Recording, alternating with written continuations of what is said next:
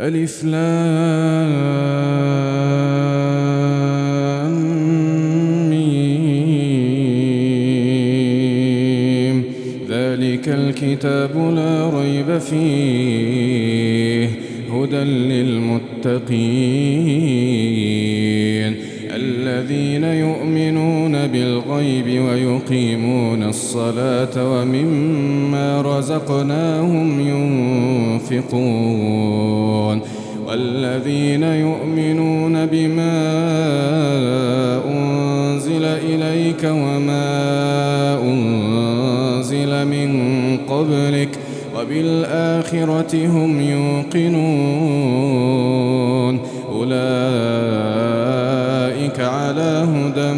من ربهم وأولئك هم المفلحون إن الذين كفروا سواء عليهم أأنذرتهم أم لم تنذرهم لا يؤمنون ختم الله على قلوبهم وعلى سمعهم وعلى أبصارهم غشاوة ولهم عذاب عظيم ومن الناس من يقول آمنا بالله وباليوم الآخر وما هم بمؤمنين يخادعون الله والذين آمنوا وما يخدعون إلا أنفسهم وما يشعرون في قلوبهم مرض فزادهم الله مرضا ولهم عذاب أليم بما كانوا يكذبون وإذا قيل لهم لا تفسدوا في الأرض قالوا إنما نحن مصلحون ألا إنهم هم المفسدون ولكن لا يشعرون وإذا قيل لهم آمنوا كما آمن الناس قالوا أنؤمن كما آمن السفهاء ألا إنهم هم السفهاء ولكن لا يعلمون وإذا لقوا الذين آمنوا قالوا آمنا وإذا خلوا إلى شياطينهم قالوا إنا معكم إنما نحن مستهزئون الله يستهزئ بهم ويمدهم في طغيانهم يعمهون أولئك الذين اشتروا الضلالة بالهدى فما ربحت تجارتهم وما كانوا مهتدين مثلهم كمثل الذي استوقد نارا فلما أضاءت ما حوله ذهب الله بنورهم وتركهم في ظلمات لا يبصرون صم بكم عمي فهم لا يرجعون أو كصيب من السماء فيه ظلمات ورعد وبرق يجعلون أصابعهم في آذانهم من الصواعق حذر الموت والله محيط بالكافرين يكاد البرق يخطف أبصارهم كلما أضاء لهم مشوا فيه وإذا أظلم عليهم قاموا ولو شاء الله لذهب بسمعهم وأبصارهم إن الله على كل شيء قدير. يا أيها الناس اعبدوا ربكم الذي خلقكم والذين من قبلكم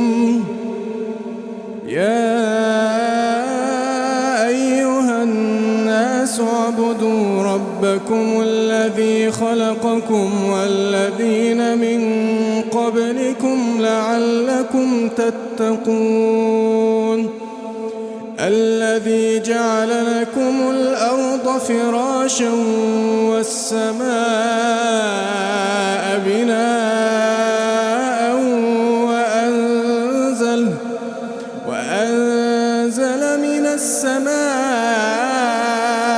ماء فأخرج به من الثمرات رزقا لكم فلا تجعلوا لله أندادا وأنتم تعلمون. وإن كنتم في ريب مما نزلنا على عبدنا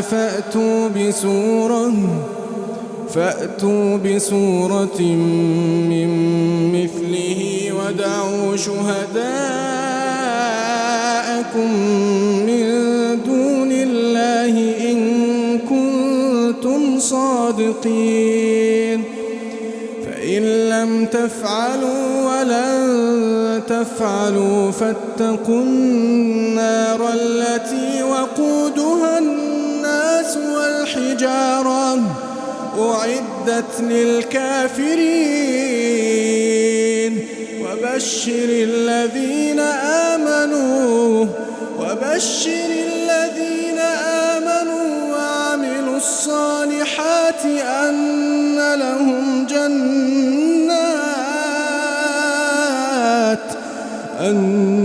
لهم جنات تجري من تحتها الأنهار كلما رزقوا منها من ثمرة رزقا قالوا هذا الذي رزقنا من قبل وأتوا به متشابها ولهم فيها أزواج مطهرة وهم فيها خالدون.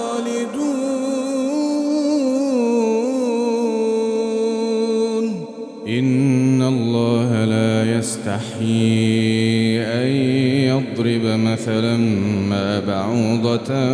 فما فوقها فأما الذين آمنوا فيعلمون أنه الحق من ربهم وأما الذين كفروا فيقولون ماذا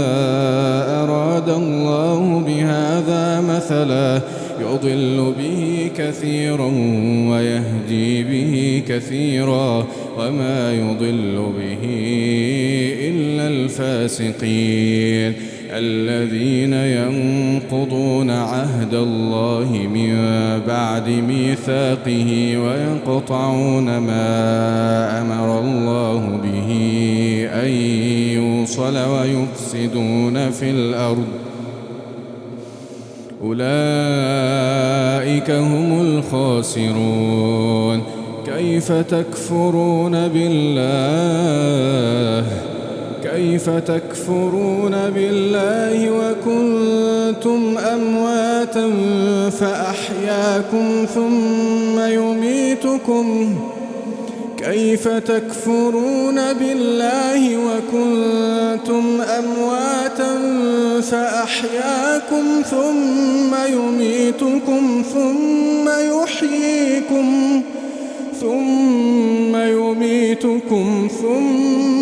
يحييكم ثم إليه ترجعون. ثم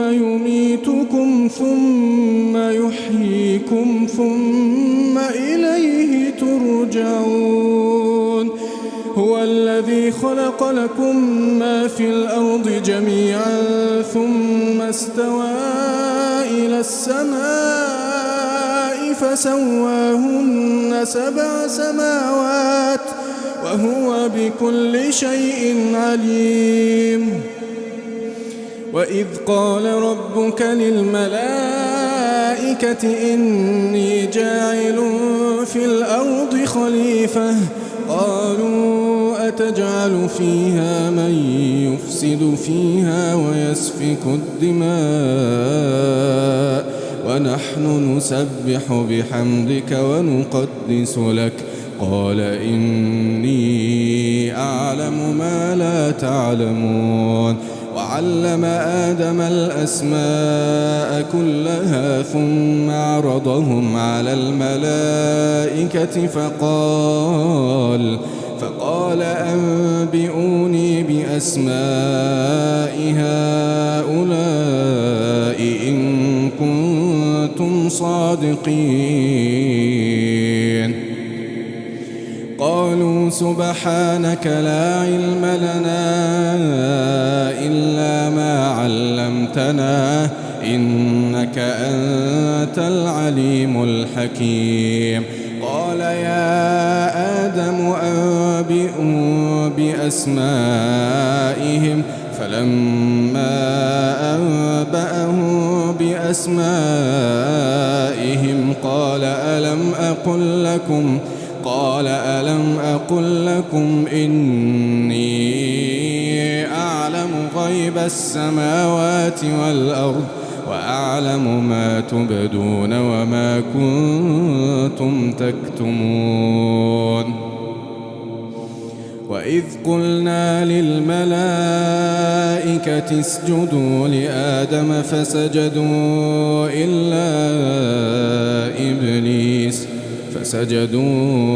إلا إبليس أبى واستكبر وكان من الكافرين. وقلنا يا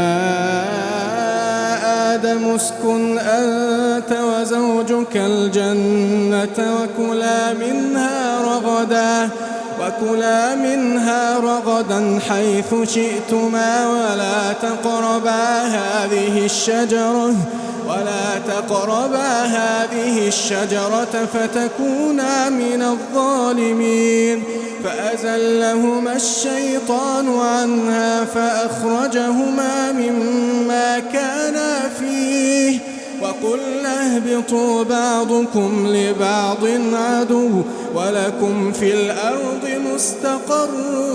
ومتاع إلى حين. فتلقى آدم من ربه كلمات فتاب عليه إنه هو التواب الرحيم. قلنا اهبطوا منها جميعا فإما يأتينكم مني هدى فمن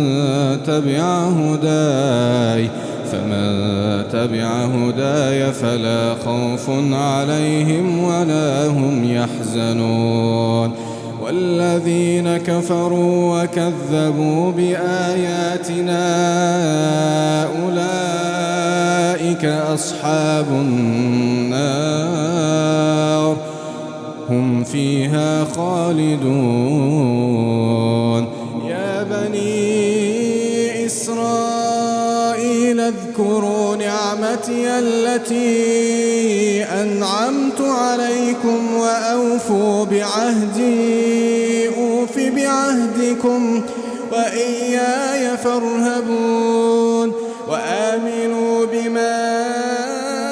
أنزلت مصدقا لما معكم ولا تكونوا أول كافر به ولا تشتروا بآياتي ثمنا قليلا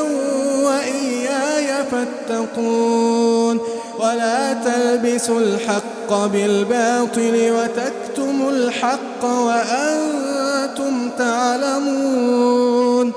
وأقيموا الصلاة وآتوا الزكاة واركعوا مع الراكعين.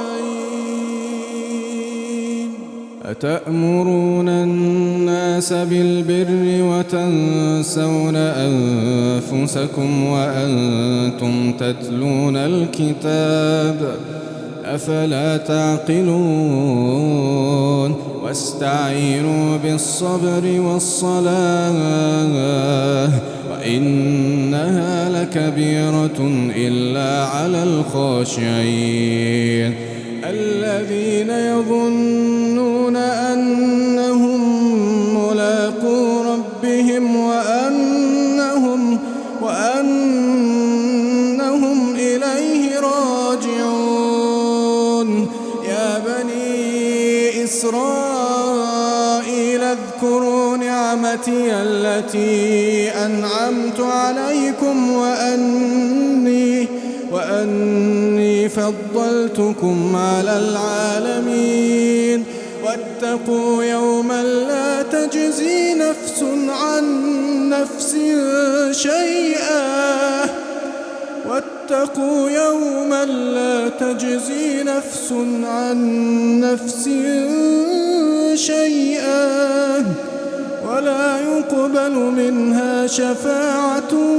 ولا يؤخذ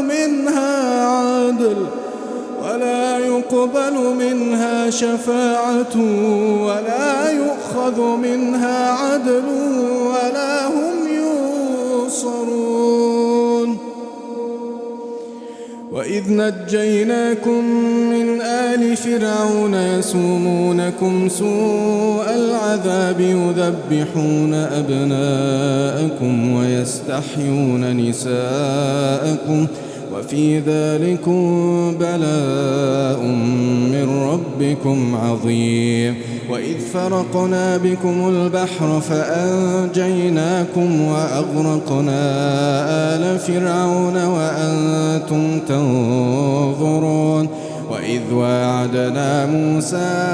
40 ليلة ثم اتخذتم العجل من بعده وأنتم ظالمون ثم عفونا عنكم من بعد ذلك لعلكم تشكرون. وإذ آتينا موسى الكتاب والفرقان لعلكم تهتدون. وإذ قال موسى لقومه يا قوم إنكم ظلمتم أنفسكم باتخاذكم العجل فتوبوا إلى بارئكم فاقتلوا أنفسكم ذلكم خير لكم عند بارئكم فتاب عليكم إنه هو التواب الرحيم. وإذ قلتم يا موسى لن نؤمن لك حتى نرى الله جهرة فأخذتكم الصاعقة وأنتم تنظرون ثم بعثناكم من بعد موتكم لعلكم تشكرون. وظللنا عليكم الغمام وأنزلنا عليكم المن والسلوى كلوا من طيبات ما رزقناكم وما ظلمونا ولكن كانوا أنفسهم يظلمون. وإذ قلنا ادخلوا هذه القرية فكلوا منها حيث شئتم رغدا وادخلوا الباب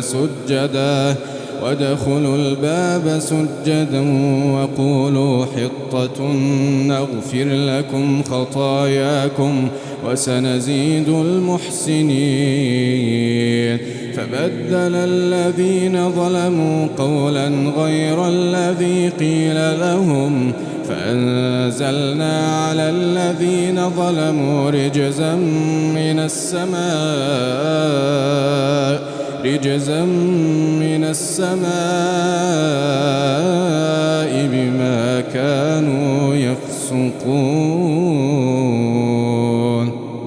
استسقى موسى لقومه فقلنا اضرب بعصاك الحجر فانفجرت منه 12 عينا قد علم كل أناس مشربهم كلوا واشربوا من رزق الله ولا تعثوا في الأرض مفسدين وإذ قلتم يا موسى لن نصبر على طعام واحد فادع لنا ربك يخرج لنا مما تنبت الأرض من بقلها وقثائها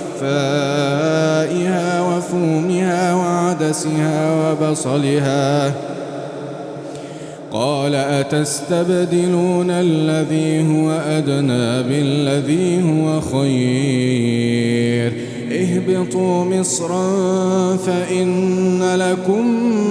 ما سألتم وضربت عليهم الذلة والمسكنة وباءوا بغضب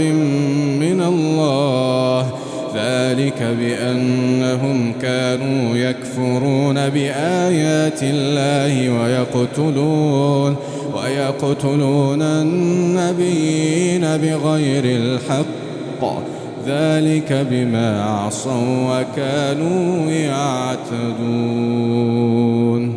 إن الذين آمنوا والذين هادوا والنصارى والصابئين من آمن بالله واليوم الآخر وعمل صالحا فلهم أجرهم عند ربهم ولا خوف عليهم ولا هم يحزنون وإذ أخذنا ميثاقكم ورفعنا فوقكم الطور خذوا ما آتيناكم بقوة واذكروا ما فيه لعلكم تتقون ثم توليتم من بعد ذلك فلولا فضل الله عليكم ورحمته لكنتم من الخاسرين فلولا فضل الله عليكم ورحمته لكنتم من الخاسرين ولقد علمتم الذين اعتدوا منكم في السبت فقلنا لهم كونوا قردة خاسئين فجعلناها نكالا لما بين يديها وما خلفها وموعظة للمتقين وإذ قال موسى لقومه إن الله يأمركم أن تذبحوا بقرة قالوا أتتخذنا هزوا قال أعوذ بالله أن أكون من الجاهلين قالوا ادع لنا ربك يبين لنا ما هي قال إنه يقول إنها بقرة لا فارض ولا بكر عوان بين ذلك فافعلوا ما تؤمرون قالوا ادع لنا ربك يبين لنا ما لونها قال إنه يقول إنها بقرة صفراء فاقع لونها تسر الناظرين قالوا ادع لنا ربك يبين لنا ما هي إن البقرة شابه علينا وإنا إن شاء الله لمهتدون قال إنه يقول إنها بقرة لا ذلول تثير الأرض ولا تسقي الحرث مسلمة لا شية فيها قالوا الآن جئت بالحق فذبحوها وما كادوا يفعلون وإذ قتلتم نفسا فادارأتم فيها والله مخرج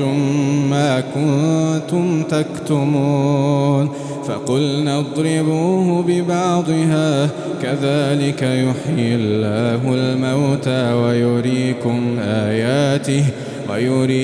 آياته لعلكم تعقلون ثم قست قلوبكم من بعد ذلك فهي كالحجارة أو أشد قسوة وإن من الحجارة لما يتفجر منه الأنهار وإن منها لما يشقق فيخرج منه الماء وإن منها لما يهبط من خشية الله وما الله بغافل عما تعملون أفتطمعون أن يؤمنوا لكم وقد كان فريق منهم يسمعون كلام الله ثم يحرفونه من بعد ما عقلوه وهم يعلمون وإذا لقوا الذين آمنوا قالوا آمنا وإذا خلا بعضهم إلى بعض قالوا أتحدثونه بما فتح الله عليكم ليحاجوكم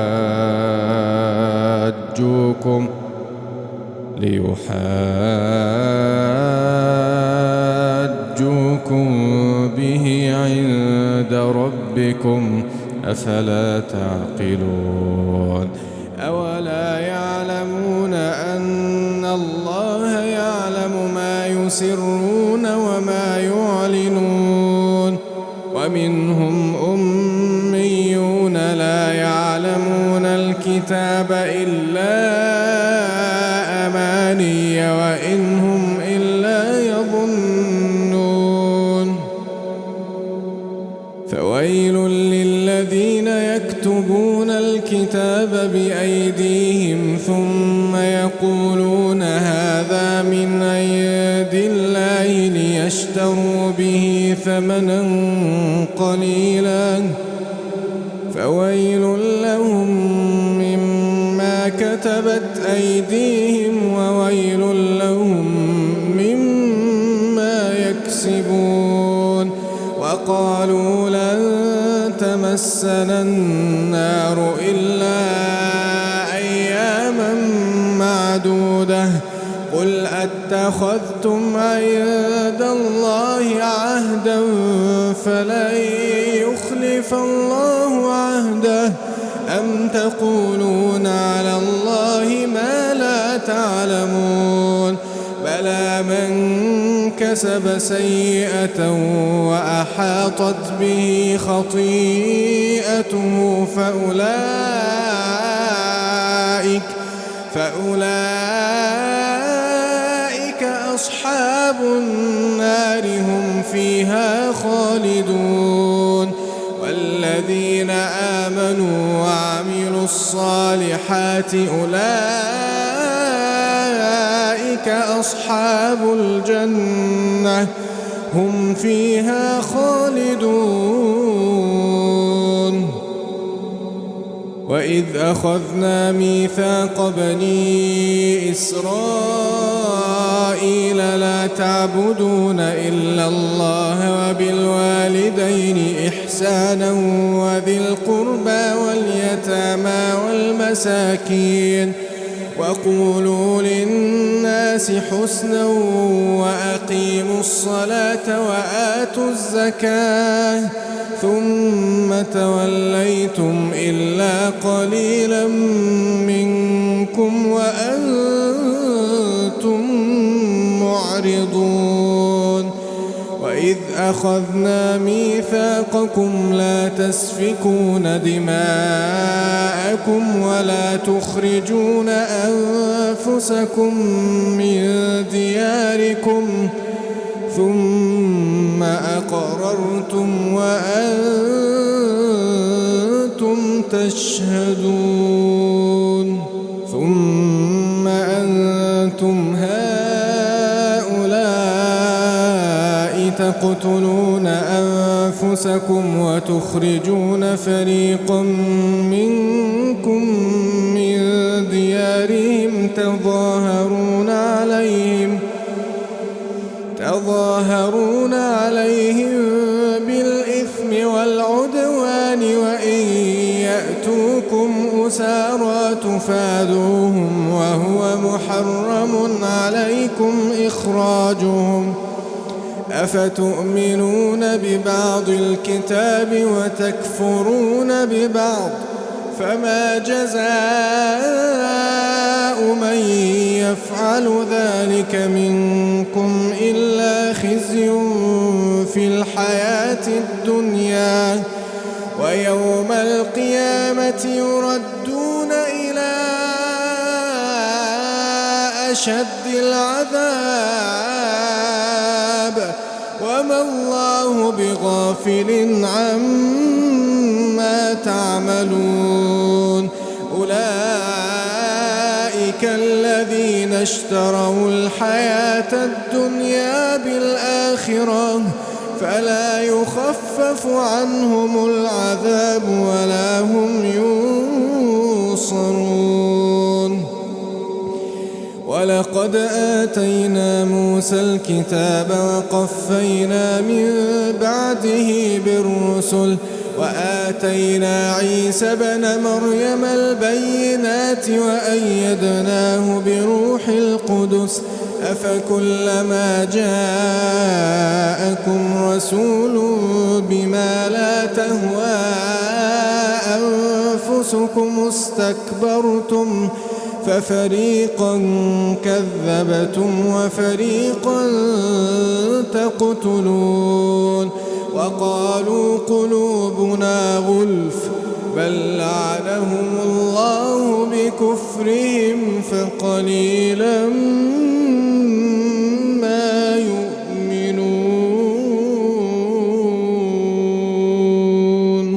ولما جاءهم كتاب من عند الله مصدق لما معهم وكانوا من قبل يستفتحون على الذين كفروا فلما جاءهم ما عرفوا كفروا به فلعنة الله على الكافرين بئس ما اشتروا به أنفسهم أن يكفروا بما أنزل الله بغيا أن ينزل الله من فضله على من يشاء من عباده فباءوا بغضب على غضب وللكافرين عذاب مهين وإذا قيل لهم آمنوا بما أنزل الله قالوا نؤمن بما أنزل علينا ويكفرون بما وراءه وهو الحق مصدقا لما معهم قل فلم تقتلون أنبياء الله من قبل إن كنتم مؤمنين ولقد جاءكم موسى بالبينات ثم اتخذتم العجل من بعده وأنتم ظالمون وإذ أخذنا ميثاقكم ورفعنا فوقكم الطور خذوا ما آتيناكم بقوة قالوا سمعنا وعصينا وأشربوا في قلوبهم العجل بكفرهم قل بئس ما يأمركم به إيمانكم إن كنتم مؤمنين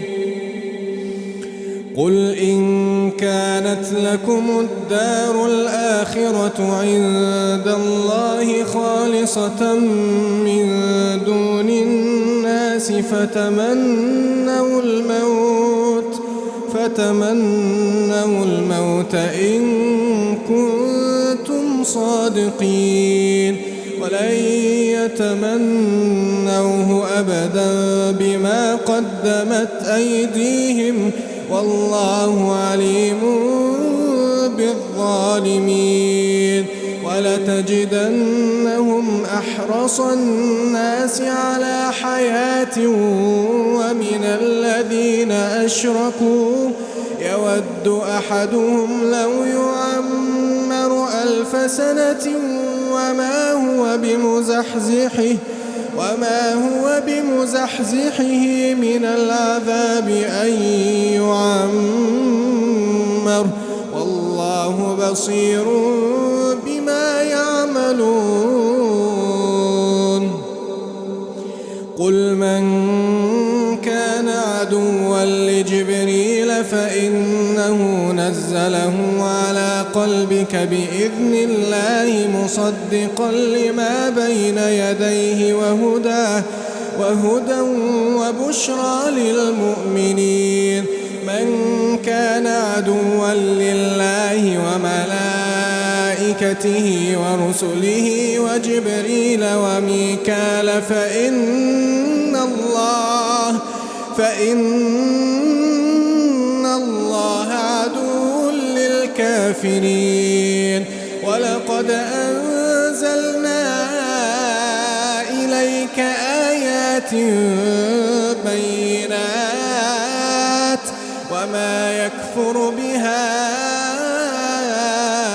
إلا الفاسقون أوكلما عاهدوا عهدا نبذه فريق منهم بل أكثرهم لا يؤمنون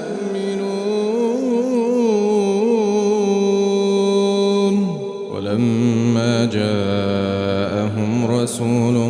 من عند الله مصدق لما معهم نبذ فريق من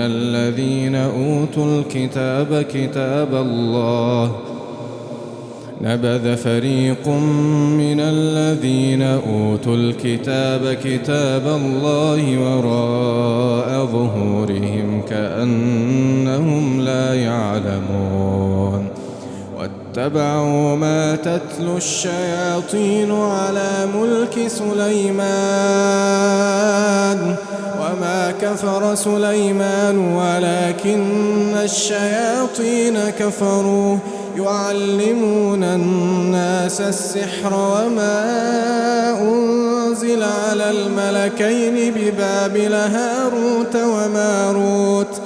وما يعلمان من أحد حتى يقولا إنما نحن فتنة فلا تكفر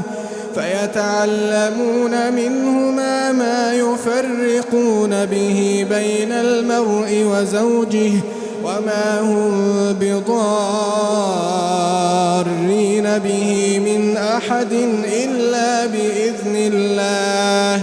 ويتعلمون ما يضرهم ولا ينفعهم ولقد علموا لمن اشتراه ما له في الآخرة من خلاق ولبئس ما شروا به أنفسهم لو كانوا يعلمون ولو أنهم آمنوا واتقوا لمثوبة من عند الله خير لو كانوا يعلمون يا أيها الذين آمنوا لا تقولوا راعنا وقولوا انظرنا وللكافرين عذاب أليم. ما يود الذين كفروا من أهل الكتاب ولا المشركين أن ينزل عليكم من خير من ربكم، والله يختص برحمته من يشاء، والله ذو الفضل العظيم. ما ننسخ من آية أو ننسها نأت بخير منها أو مثلها. ألم تعلم أن الله على كل شيء قدير؟ ألم تعلم أن الله له ملك السماوات والأرض وما لكم من دون الله من ولي ولا نصير؟ أم تريدون أن تسألوا رسولكم كما سئل موسى من قبل؟ ومن يتبدل الكفر بالإيمان فقد ضل سواء السبيل. ود كثير من أهل الكتاب لو يردونكم من بعد إيمانكم كفارا حسدا من عند أنفسهم من بعد ما تبين لهم الحق، فاعفوا واصفحوا حتى يأتي الله بأمره، إن الله على كل شيء قدير. وأقيموا الصلاة وآتوا الزكاة وما تقدموا لأنفسكم من خير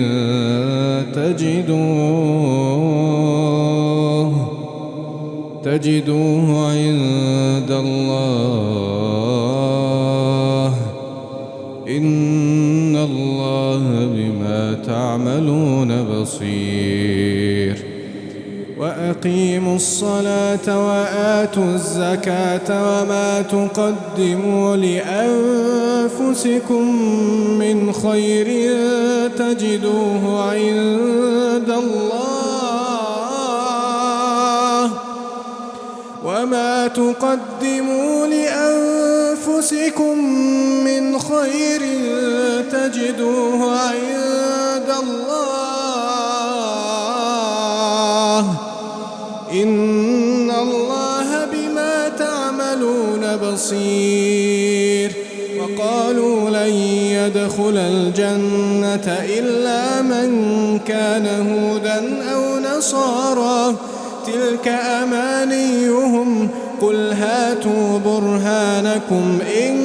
كنتم صادقين. بلى من أسلم وجهه لله وهو محسن فله أجره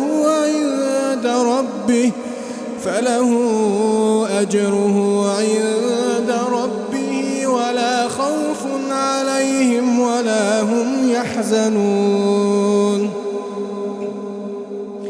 وقالت اليهود ليست النصارى على شيء، وقالت النصارى ليست اليهود على شيء وهم يتلون الكتاب، كذلك قال الذين لا يعلمون مثل قولهم، فالله يحكم بينهم يوم القيامة فيما كانوا فيه يختلفون. ومن أظلم ممن منع مساجد الله أن يذكر فيها اسمه وسعى في خرابها، أولئك ما كان لهم أن يدخلوها إلا خائفين، لهم في الدنيا خزي ولهم في الآخرة عذاب عظيم. ولله المشرق والمغرب فأينما تولوا فثم وجه الله إن الله واسع عليم. وقالوا اتخذ الله ولدا سبحانه بل له ما في السماوات والأرض كل له قانتون. بل له ما في السماوات والأرض كل له قانتون. بديع السماوات والأرض وإذا قضى أمرا فإنما يقول له كن فيكون. وقال الذين لا يعلمون لولا يكلمنا الله أو تأتينا آية كذلك قال الذين من قبلهم مثل قولهم تشابهت قلوبهم قد بينا الآيات لقوم يوقنون. إنا أرسلناك بالحق بشيرا ونذيرا ولا تسأل عن أصحاب الجحيم. ولن ترضى عنك اليهود ولا النصارى حتى تتبع ملتهم قل إن هدى الله هو الهدى ولئن اتبعت أهواءهم بعد الذي جاءك من العلم ما لك من الله من ولي ولا نصير. الذين آتيناهم الكتاب يتلونه حق تلاوته أولئك يؤمنون به ومن يكفر به فأولئك هم الخاسرون. يا بني إسرائيل اذكروا نعمتي التي أنعمت عليكم وأني فضلتكم على العالمين. واتقوا يوما لا تجزي نفس عن نفس شيئا ولا يقبل منها عدل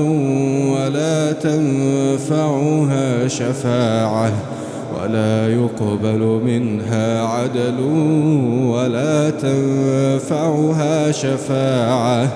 ولا تنفعها شفاعة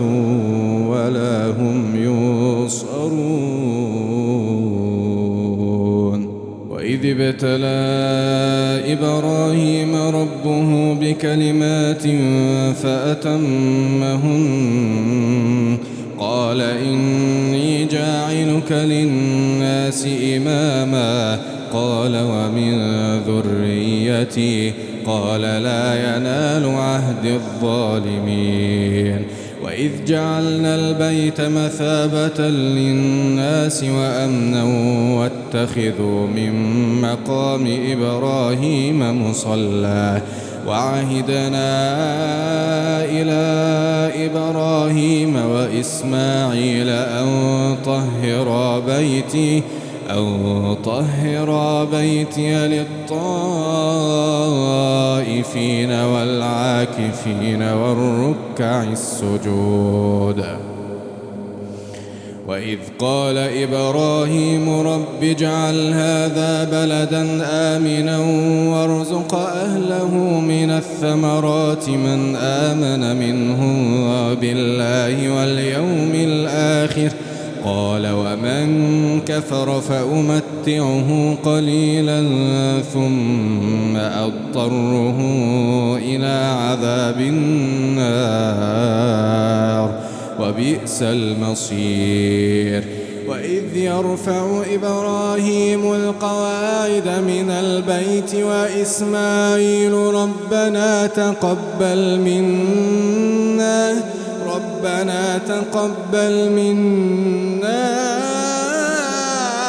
إنك أنت السميع العليم ربنا واجعلنا مسلمين لك ومن ذريتنا أمة مسلمة لك وأرنا مناسكنا وتب علينا إنك أنت التواب الرحيم ربنا وابعث فيهم رسولا منهم يتلو عليهم آياتك ويعلمهم الكتاب والحكمة ويزكيهم إنك أنت العزيز الحكيم ومن يرغب عن ملة إبراهيم إلا من سفه نفسه ولقد اصطفيناه في الدنيا وإنه في الآخرة لمن الصالحين إذ قال له ربه أسلم قال أسلمت لرب العالمين ووصى بها إبراهيم بنيه ويعقوب يا بني إن الله اصطفى لكم الدين فلا تموتن إلا وأنتم مسلمون أم كنتم شهداء إذ حضر يعقوب الموت إذ قال لبنيه ما تعبدون من بعدي قالوا نعبد إلهك وإله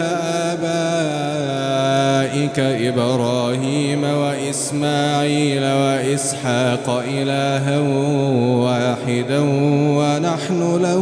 مسلمون تلك أمة قد خلت لها ما كسبت ولكم ما كسبتم ولا تسألون عما كانوا يعملون وقالوا كونوا هودا أو نصارى تهتدوا قل بل ملة إبراهيم حنيفا وما كان من المشركين قولوا آمنا بالله وما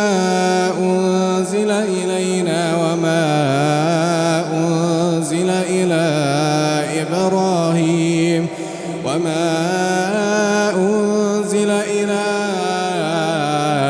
إبراهيم وإسماعيل وإسحاق ويعقوب والأسباط وما أوتي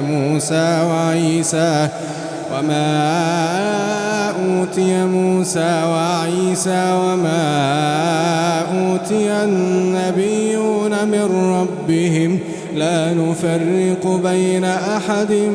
منهم ونحن له مسلمون فإن آمنوا بمثل ما آمنتم به فقد اهتدوا وإن تولوا فإنما هم في شقاق فسيكفيكهم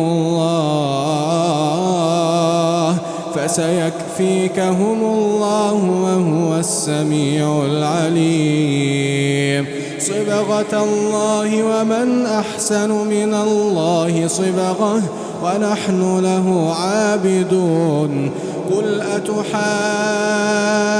أتحاجوننا في الله وهو ربنا وربكم ولنا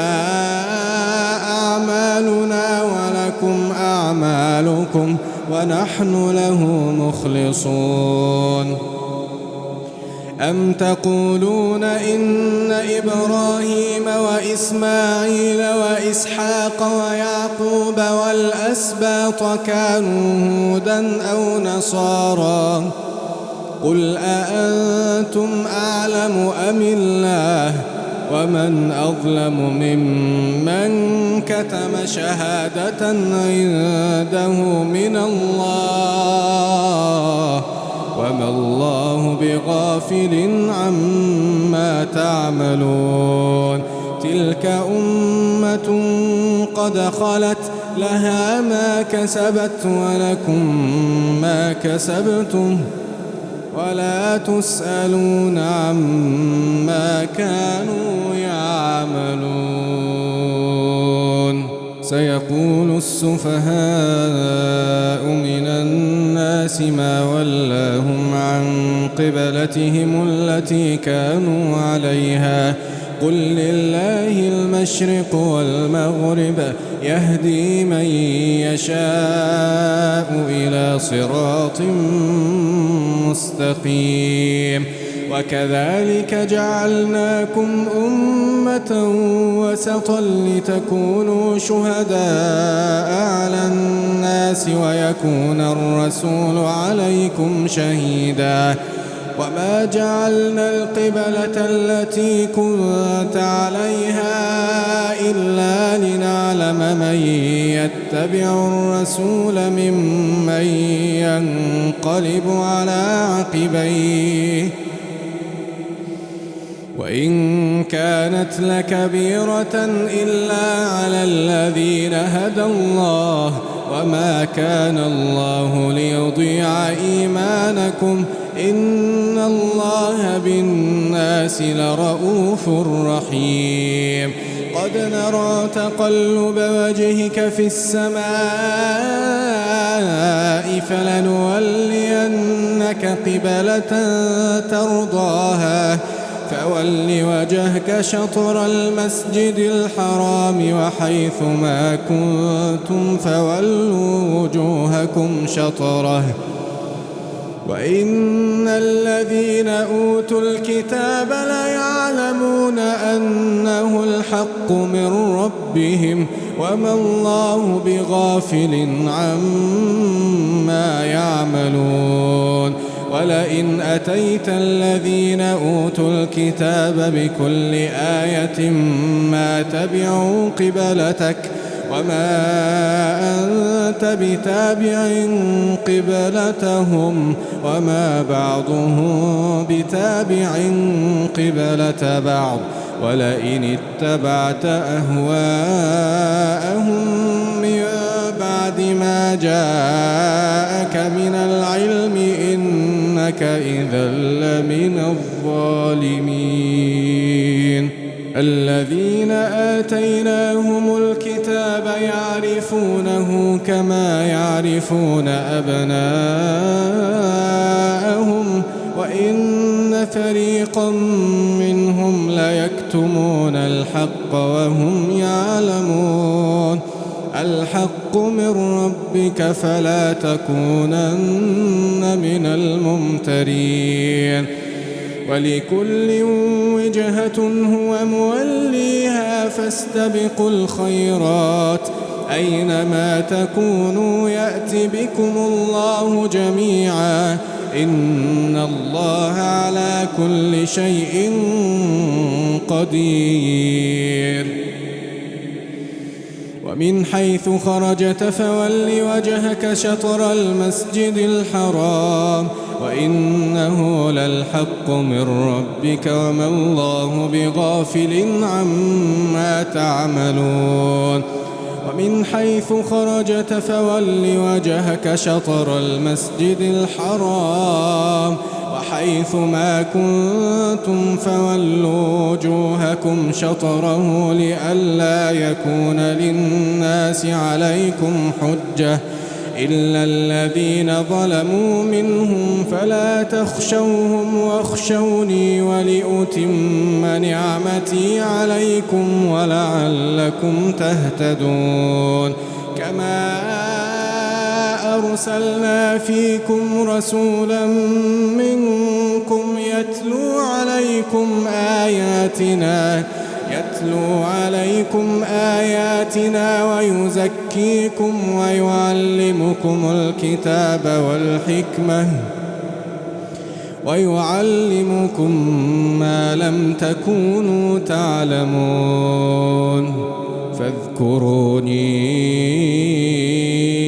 أذكركم واشكروا لي ولا تكفرون يا أيها الذين آمنوا استعينوا بالصبر والصلاة إن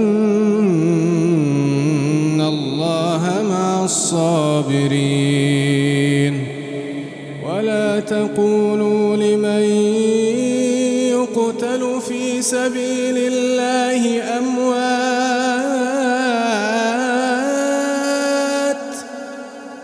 بل أحياء ولكن لا تشعرون ولنبلونكم بشيء من الخوف والجوع ونقص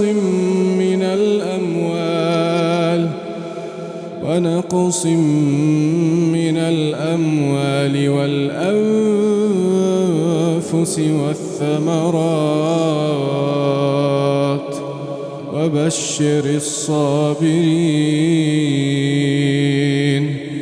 الذين إذا أصابتهم مصيبة قالوا إنا لله وإنا إليه راجعون الذين إذا أصابتهم مصيبة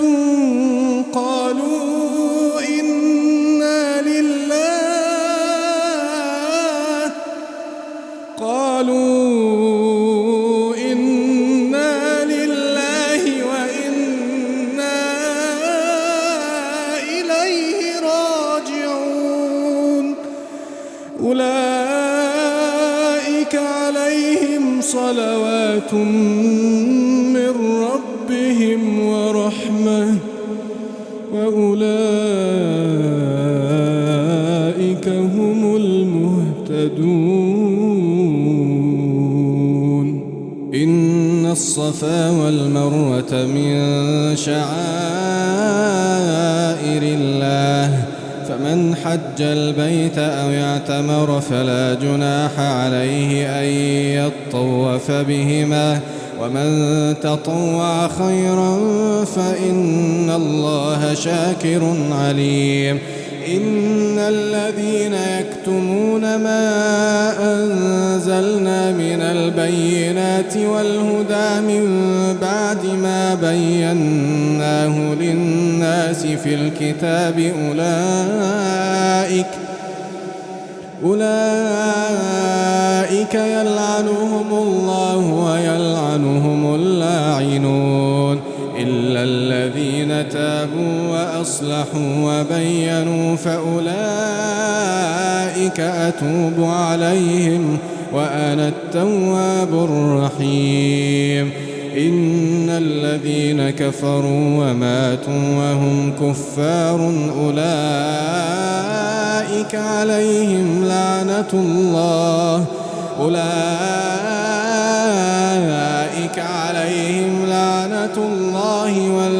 والملائكة والناس أجمعين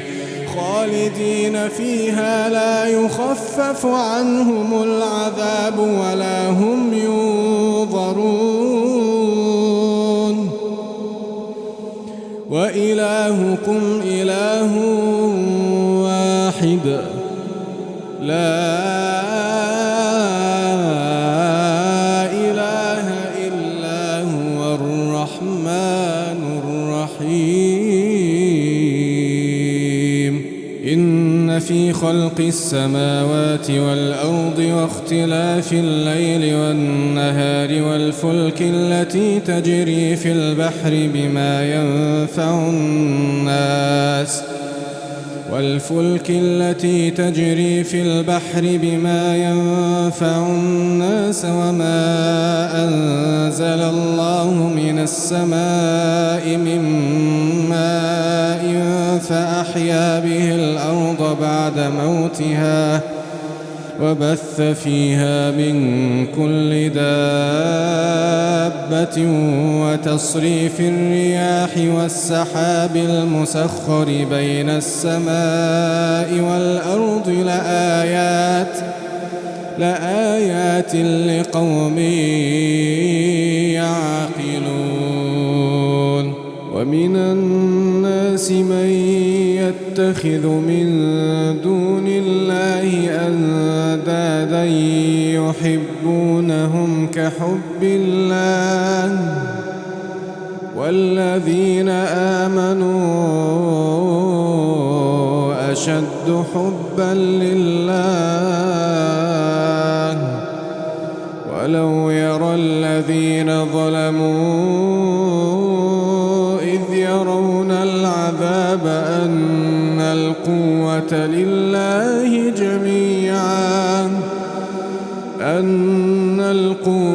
لله جميعا وأن الله شديد العذاب. إذ تبرأ الذين اتبعوا من الذين اتبعوا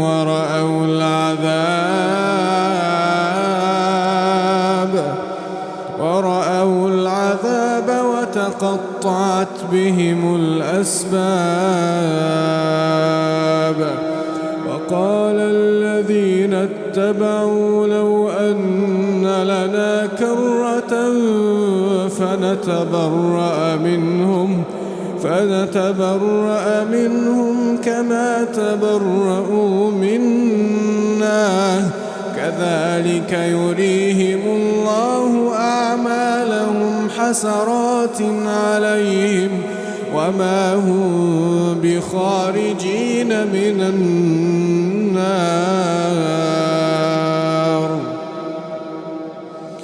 يا أيها الناس كلوا مما في الأرض حلالا طيبا ولا تتبعوا خطوات الشيطان إنه لكم عدو مبين. إنما يأمركم بالسوء والفحشاء وأن تقولوا على الله ما لا تعلمون. وإذا قيل لهم اتبعوا ما أنزل الله قالوا بل نتبع ما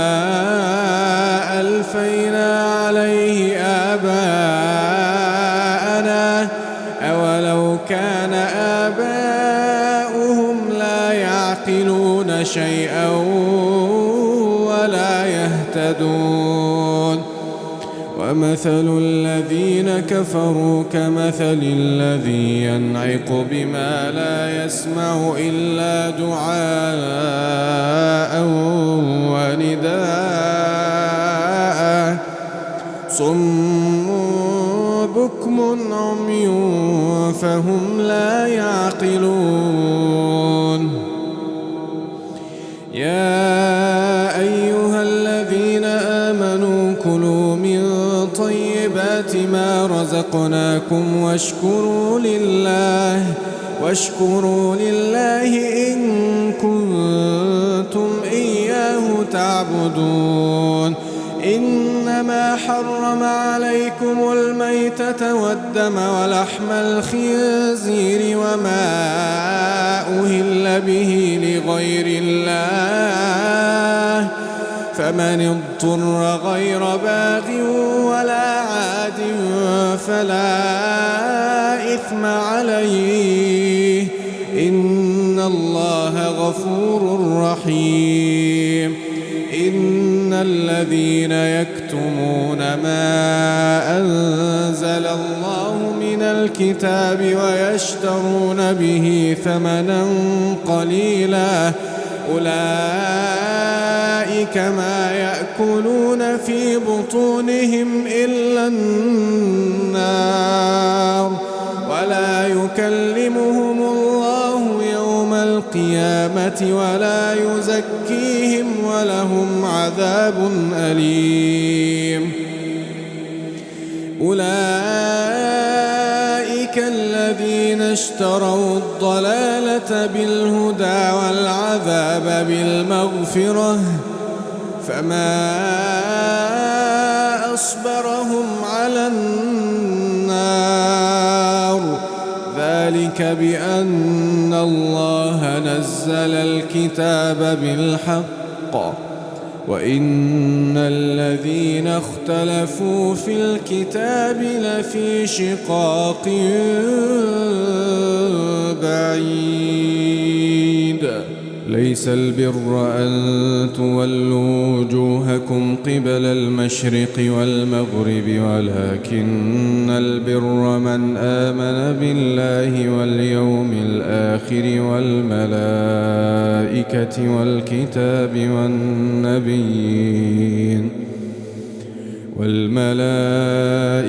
والكتاب والنبيين وآتى المال على حبه ذوي القربى واليتامى والمساكين وابن السبيل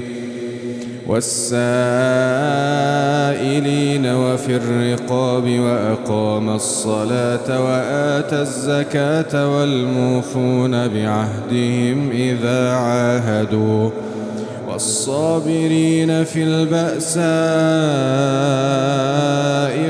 والضراء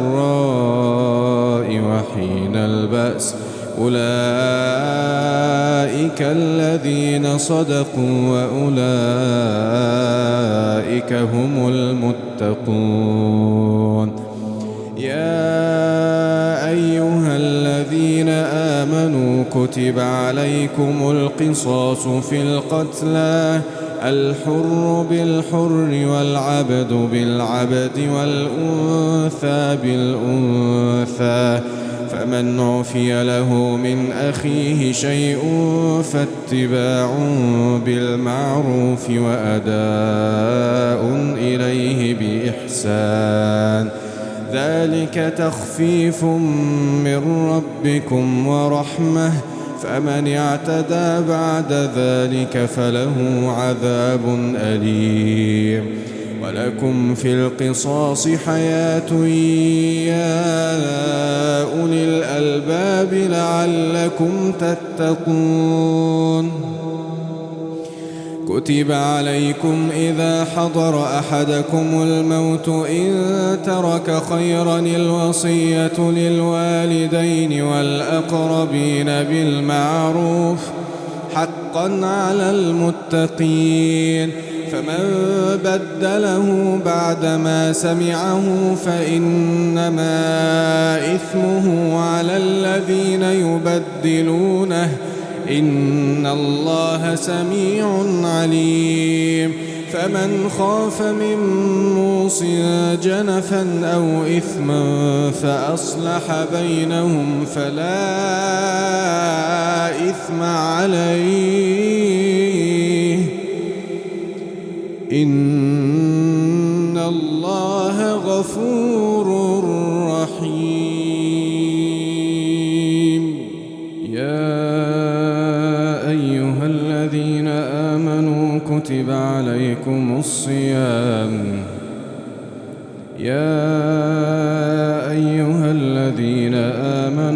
كتب عليكم الصيام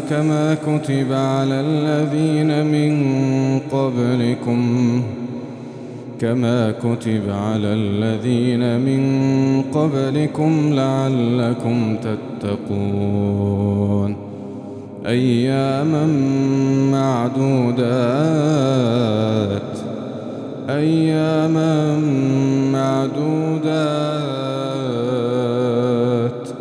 فمن كان منكم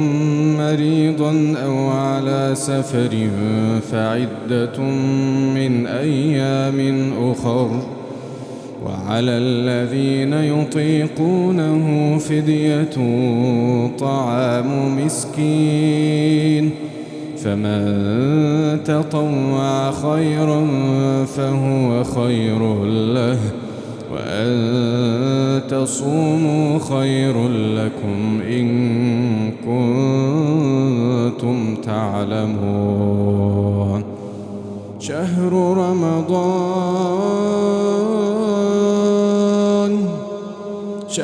رمضان الذي أنزل فيه القرآن هدى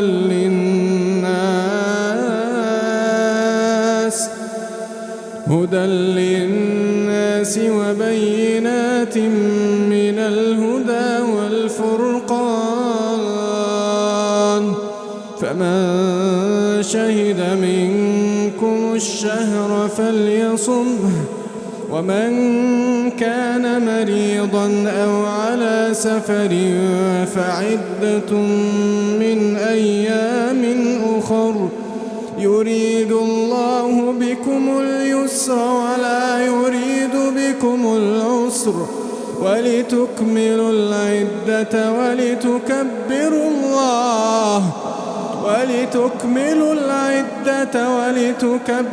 الله على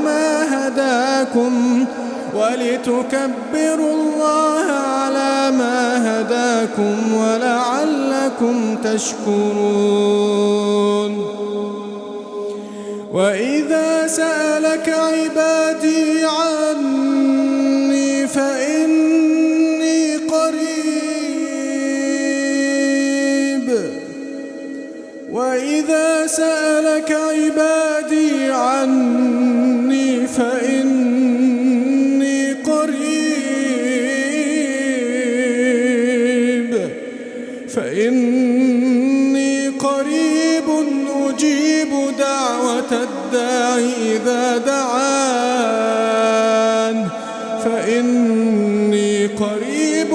أجيب دعوة الداعي إذا دعان فليستجيبوا لي وليؤمنوا بي لعلهم يرشدون. أحل لكم ليلة الصيام الرفث إلى نسائكم هن لباس لكم وأنتم لباس لهن، علم الله أنكم كنتم تختانون أنفسكم فتاب عليكم وعفى عنكم، فالآن باشروهن وابتغوا ما كتب الله لكم، وكلوا واشربوا حتى يتبين لكم الخيط الأبيض من الخيط الأسود من الفجر، ثم أتموا الصيام إلى الليل، ولا تباشروهن وأنتم عاكفون في المساجد، تلك حدود الله فلا تقربوها، كذلك يبين الله آياته للناس لعلهم يتقون. ولا تأكلوا أموالكم بينكم بالباطل وتدلوا بها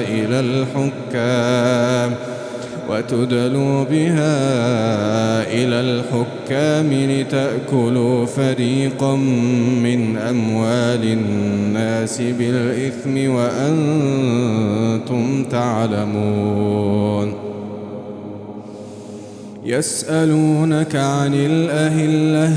قل هي مواقيت للناس والحج، وليس البر بأن تأتوا البيوت من ظهورها ولكن البر من اتقى، وأتوا البيوت من أبوابها واتقوا الله لعلكم تفلحون. وقاتلوا في سبيل الله الذين يقاتلونكم ولا تعتدوا إن الله لا يحب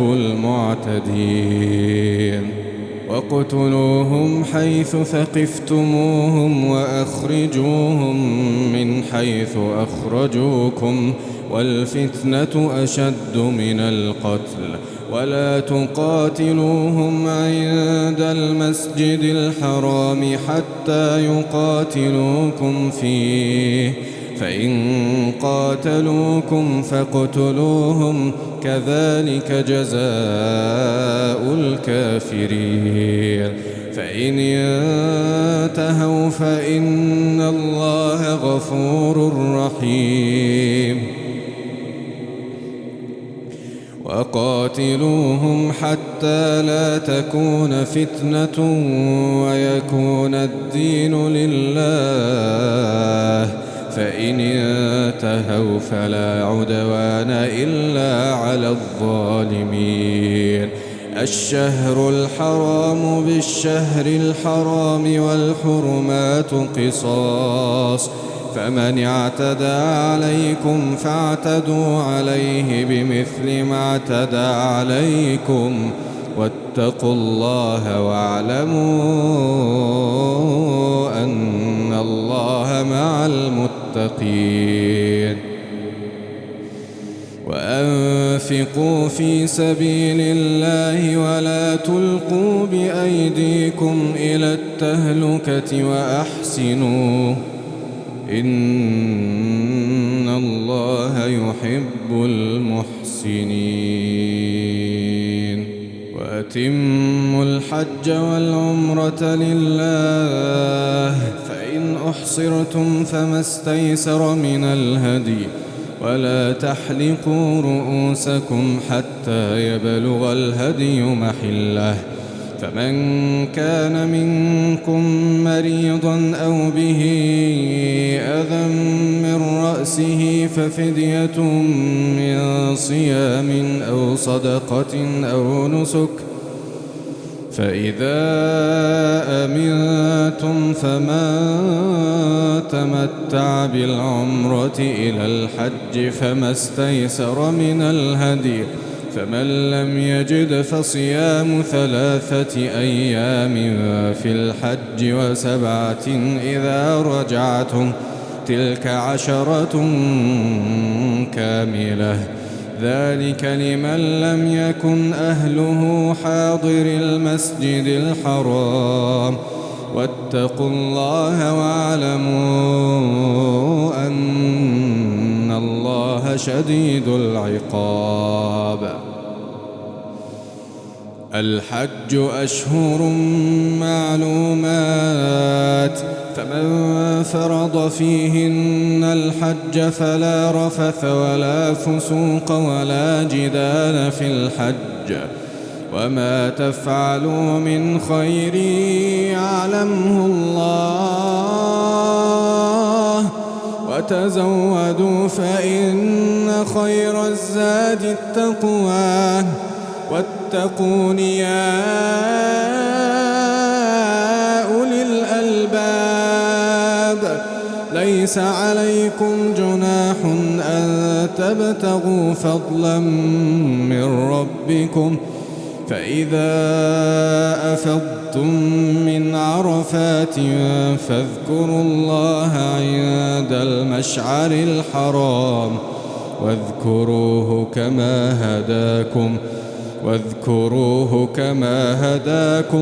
واذكروه كما هداكم وإن كنتم من قبله لمن الضالين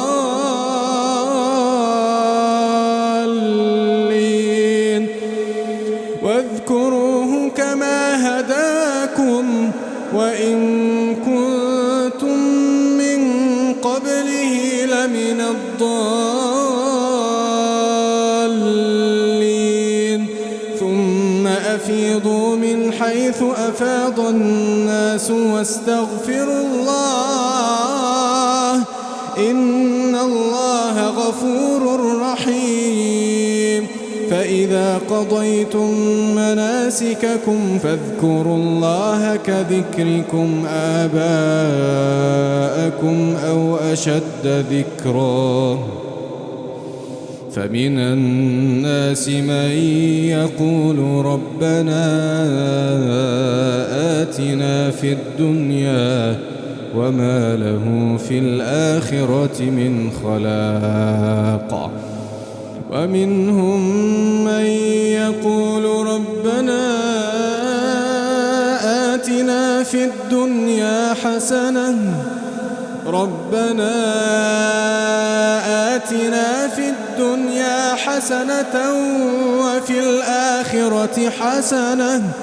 وفي الآخرة حسنة وقنا عذاب النار أولئك لهم نصيب مما كسبوا والله سريع الحساب واذكروا الله في أيام معدودات فمن تعجل في يومين فلا إثم عليه ومن تأخر فلا إثم عليه لمن اتقى واتقوا الله واعلموا أنكم إليه تحشرون ومن الناس من يعجبك قوله في الحياة الدنيا ويشهد الله على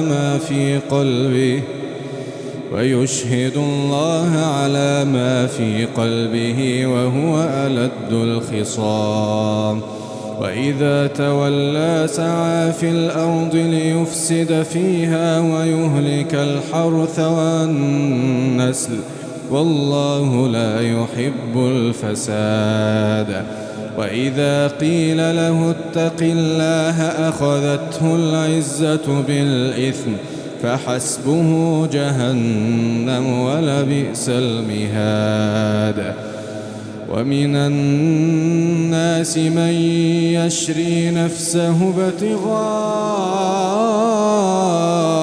مرضات الله والله رؤوف بالعباد يا أيها الذين آمنوا ادخلوا في السلم كافة ولا تتبعوا خطوات الشيطان إنه لكم عدو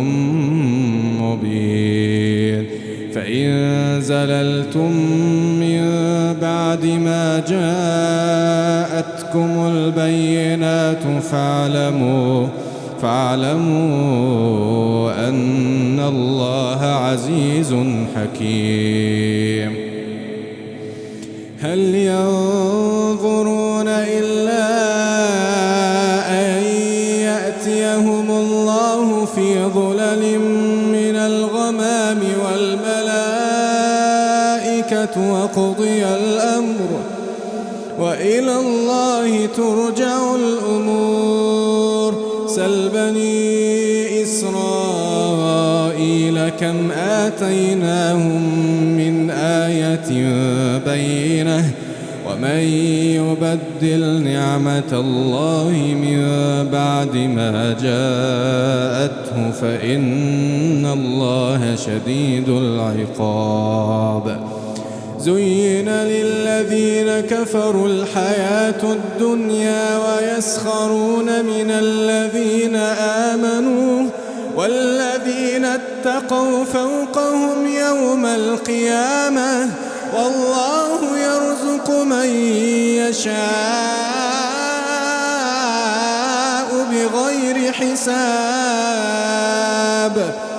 كان الناس أمة واحدة فبعث الله النبيين مبشرين ومنذرين وأنزل معهم الكتاب بالحق ليحكم بين الناس فيما اختلفوا فيه وما اختلف فيه إلا الذين أوتوه من بعد ما جاءتهم البينات بغيا بينهم فهدى الله الذين آمنوا لما اختلفوا فيه من الحق بإذنه والله يهدي من يشاء إلى صراط مستقيم. أم حسبتم أن تدخلوا الجنة ولما يأتكم مثل الذين خلوا من قبلكم مستهم البأساء والضراء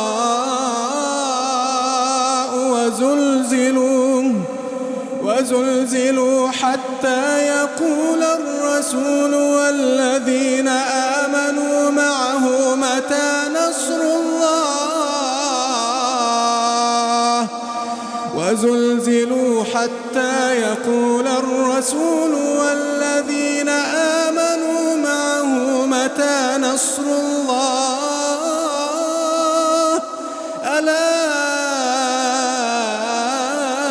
إن نصر الله قريب. يسألونك ماذا ينفقون قل ما أنفقتم من خير فللوالدين والأقربين واليتامى والمساكين وابن السبيل وما تفعلوا من خير فإن الله به عليم وما تفعلوا من خير فإن الله به عليم. كتب عليكم القتال وهو كره لكم وعسى أن تكرهوا شيئا وهو خير لكم وعسى أن تكرهوا شيئا وهو خير لكم وعسى أن تحبوا شيئا وهو شر لكم والله يعلم وأنتم لا تعلمون والله يعلم وأنتم لا تعلمون. يسألونك عن الشهر الحرام قتال فيه قل قتال فيه كبير وصد عن سبيل الله وكفر به والمسجد الحرام وإخراج أهله منه أكبر عند الله والفتنة أكبر من القتل ولا يزالون يقاتلونكم حتى يردوكم عن دينكم إن استطاعوا ومن يرتدد منكم عن دينه فيمت وهو كافر فأولئك حبطت أعمالهم في الدنيا والآخرة وأولئك أصحاب النار هم فيها خالدون. إن الذين آمنوا والذين هاجروا وجاهدوا في سبيل الله أولئك يرجون رحمة الله والله غفور رحيم. يسألونك عن الخمر والميسر قل فيهما إثم كبير ومنافع للناس وإثمهما أكبر من نفعهما ويسألونك ماذا ينفقون قل العفو كذلك يبين الله لكم الآيات لعلكم تتفكرون في الدنيا والآخرة ويسألونك عن اليتامى قل إصلاح لهم خير وإن تخالطوهم فإخوانكم والله يعلم المفسد من المصلح ولو شاء الله لأعنتكم إن الله عزيز حكيم ولا تنكحوا المشركات حتى يؤمنوا ولأمة مؤمنة خير من مشركة ولو أعجبتكم ولا تنكحوا المشركين حتى يؤمنوا ولعبد مؤمن خير من مشرك ولو أعجبكم أولئك يدعون إلى النار والله يدعو إلى الجنة والمغفرة بإذنه ويبين آياته للناس لعلهم يتذكرون ويسألونك عن المحيض قل هو أذى فاعتزلوا النساء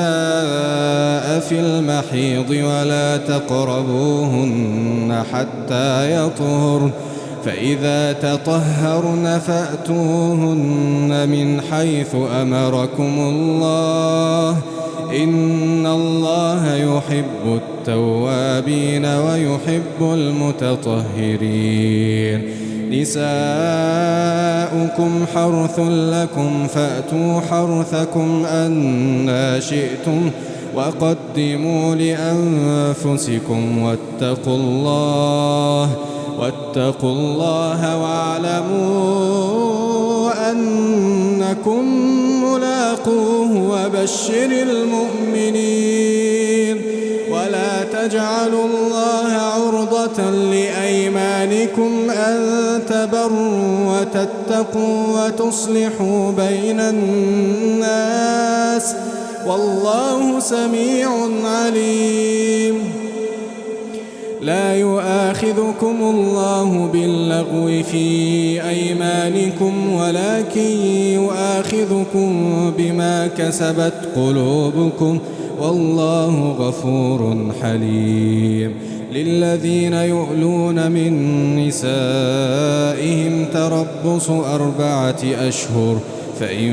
فاءوا فإن الله غفور رحيم وإن عزموا الطلاق فإن الله سميع عليم والمطلقات يتربصن بأنفسهن 3 قروء ولا يحل لهن أن يكتمن ما خلق الله في أرحامهن إن كن يؤمن بالله واليوم الآخر وبعولتهن أحق بردهن في ذلك إن أرادوا إصلاحا ولهن مثل الذي عليهن بالمعروف وللرجال عليهن درجة والله عزيز حكيم الطلاق 2 فإمساك بمعروف أو تسريح بإحسان ولا يحل لكم أن تأخذوا مما آتيتموهن شيئا إلا أن يخافا ألا يقيما حدود الله فإن خفتم ألا يقيما حدود الله فلا جناح عليهما فيما افتدت به تلك حدود الله فلا تعتدوها ومن يتعد حدود الله فأولئك هم الظالمون فإن طلقها فلا تحل له من بعد حتى تنكح زوجا غيره فإن طلقها فلا جناح عليهما أن يتراجعا إن ظنا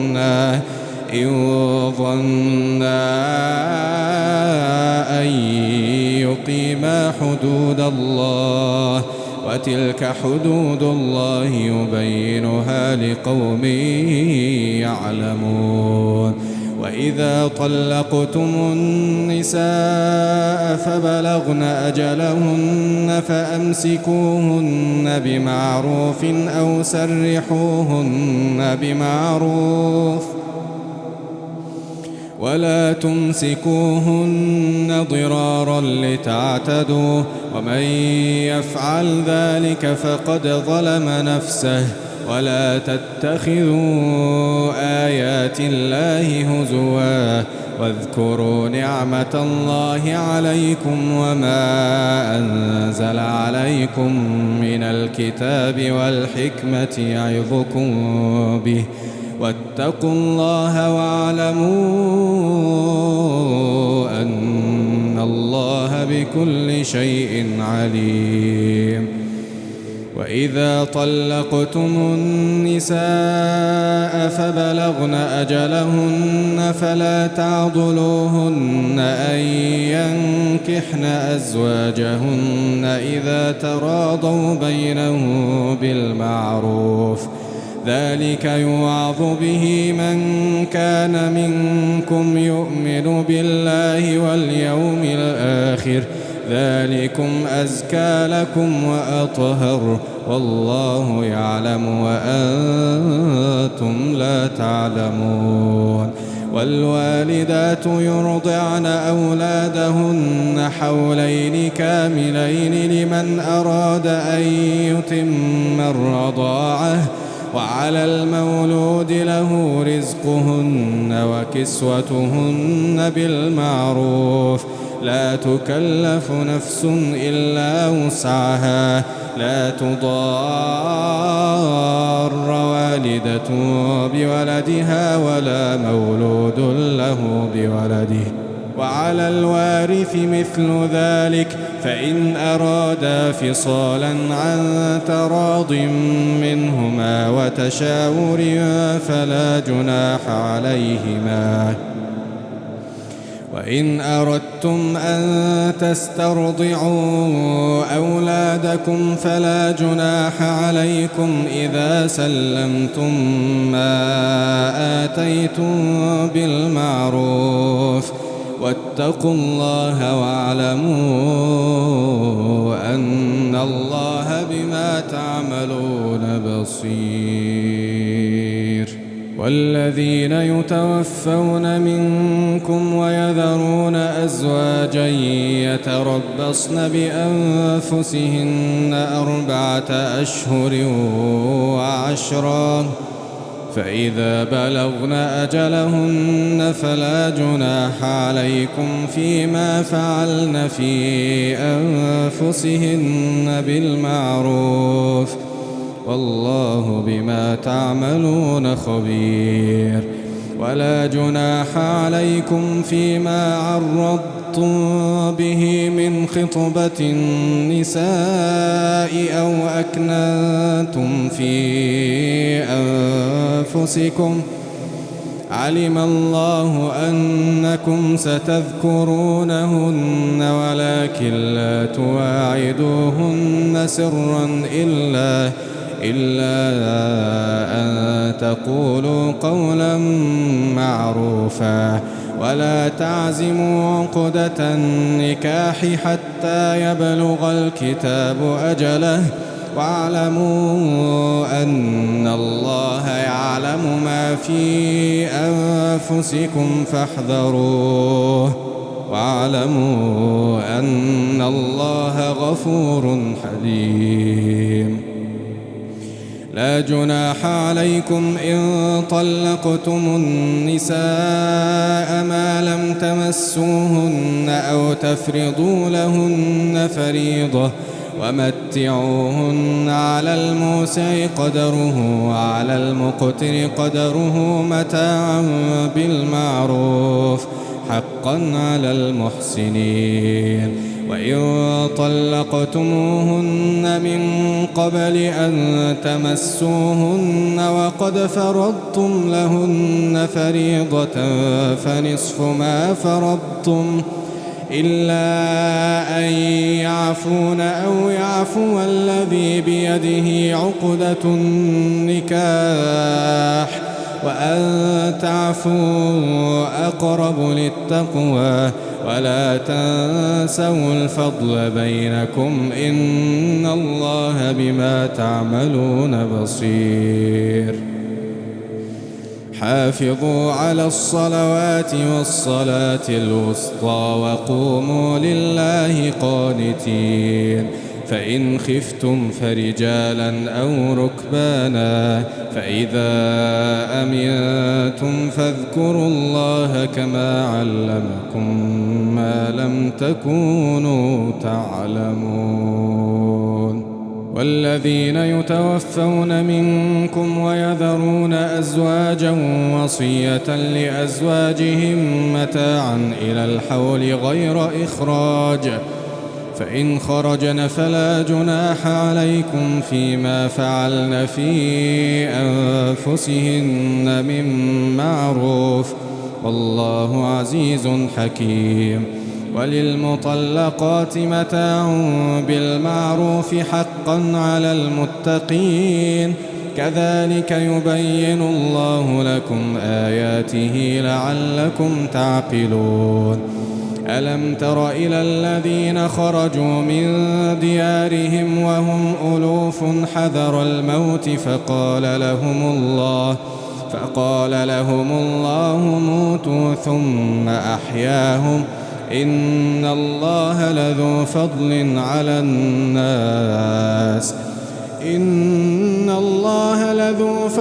على الناس ولكن أكثر الناس لا يشكرون. وقاتلوا في سبيل الله واعلموا أن الله سميع عليم. من ذا الذي يقرض الله قرضا حسنا فيضاعفه له أضعافا كثيرة والله يقبض ويبسط وإليه ترجعون. ألم تر إلى الملأ من بني إسرائيل من بعد موسى إذ قالوا لنبي لهم ابعث لنا ملكا نقاتل في سبيل الله قال هل عسيتم إن كتب عليكم القتال ألا تقاتلوا قالوا وما لنا ألا نقاتل في سبيل الله وقد أخرجنا من ديارنا وأبنائنا فلما كتب عليهم القتال تولوا إلا قليلا منهم والله عليم بالظالمين. وقال لهم نبيهم إن الله قد بعث لكم طالوت ملكا قالوا أنى يكون له الملك علينا ونحن أحق بالملك منه ولم يؤت سعة من المال قال إن الله اصطفاه عليكم وزاده بسطة في العلم والجسم والله يؤتي ملكه من يشاء والله واسع عليم. وقال لهم نبيهم إن آية ملكه أن يأتيكم التابوت فيه سكينة من ربكم وبقية مما ترك آل موسى وآل هارون تحمله الملائكة إن في ذلك لآية لكم إن كنتم مؤمنين. فلما فصل طالوت بالجنود قال إن الله مبتليكم بنهر فمن شرب منه فليس مني ومن لم يطعمه فإنه مني إلا من اغترف غرفة بيده فشربوا منه إلا قليلا منهم فلما جاوزه والذين آمنوا معه قالوا لا طاقة لنا اليوم بجالوت وجنوده قال الذين يظنون أنهم ملاقو الله كم من فئة قليلة غلبت فئة كثيرة بإذن الله والله مع الصابرين. ولما برزوا لجالوت وجنوده قالوا ربنا أفرغ علينا صبرا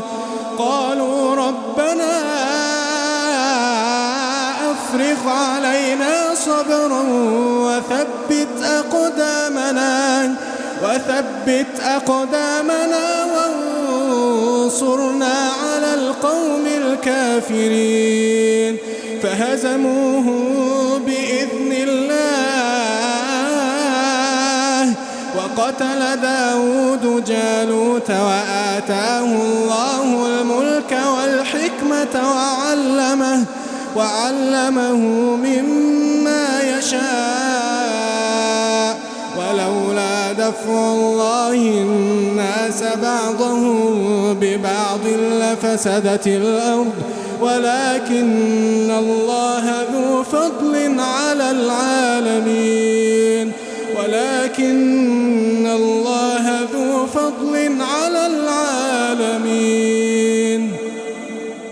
تلك آيات الله نتلوها عليك بالحق وإنك لمن المرسلين. تلك الرسل فضلنا بعضهم على بعض منهم من كلم الله ورفع بعضهم درجات وآتينا عيسى ابن مريم البينات وأيدناه بروح القدس ولو شاء الله ما اقتتل الذين من بعدهم من بعد ما جاءتهم البينات ولكن اختلفوا فمنهم من آمن ومنهم من كفر ولو شاء الله ما اقتتلوا ولكن الله يفعل ما يريد. يا أيها الذين آمنوا